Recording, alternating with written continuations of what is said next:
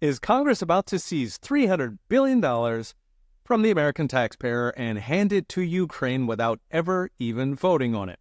A few days ago, Vladimir Putin signed a decree announcing that if America seizes the dollars owned by Russia's central bank, which Washington is in the process of doing for the first time in history, well then, Putin will immediately begin seizing American assets in Russia, from property and real estate to corporate and banking assets. Now, given past form, we know what happens next. The U.S. government will compensate those bankers and corporations for their lost assets, meaning the seizure, the $300 billion, will be passed along to American taxpayers, Slava Ukraine. The background here is that as part of war sanctions in 2022, the U.S. and its European minions seized $300 billion in U.S. dollars owned by Russia's central bank. Like all central banks, Russia was using those dollars as the main financial asset backing the ruble. It was essentially a buffer against banking crisis, which is precisely why the U.S. seized them in hopes of setting off a bank panic in Russia that presumably ends with Putin hanging upside down from a lamppost.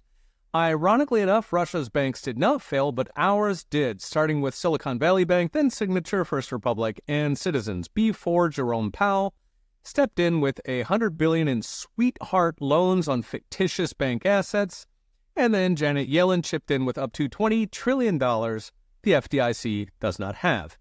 While Washington was bailing out gamblers, Russia's $300 billion was sitting frozen, waiting for the war to end.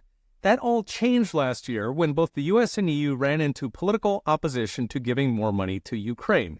So they got creative, hatching a plan to not just freeze the $300 billion, but to actually give it to Ukraine.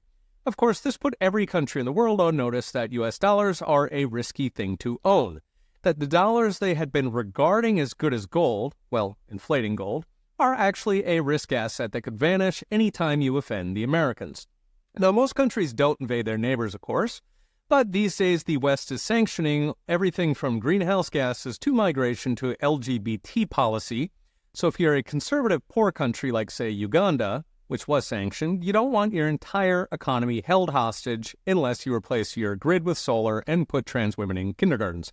In fact, at an ASEAN conference last year, Indonesia's president actually spelled it out, urging his fellow leaders, none of whom have a beef with America, to get out of the dollar because, quote, look what happened to Russia.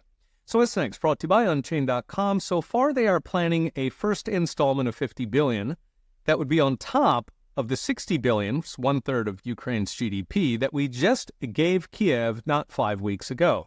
That would bring U.S. aid to Ukraine to roughly $225 billion, on its way, apparently, to $500 billion.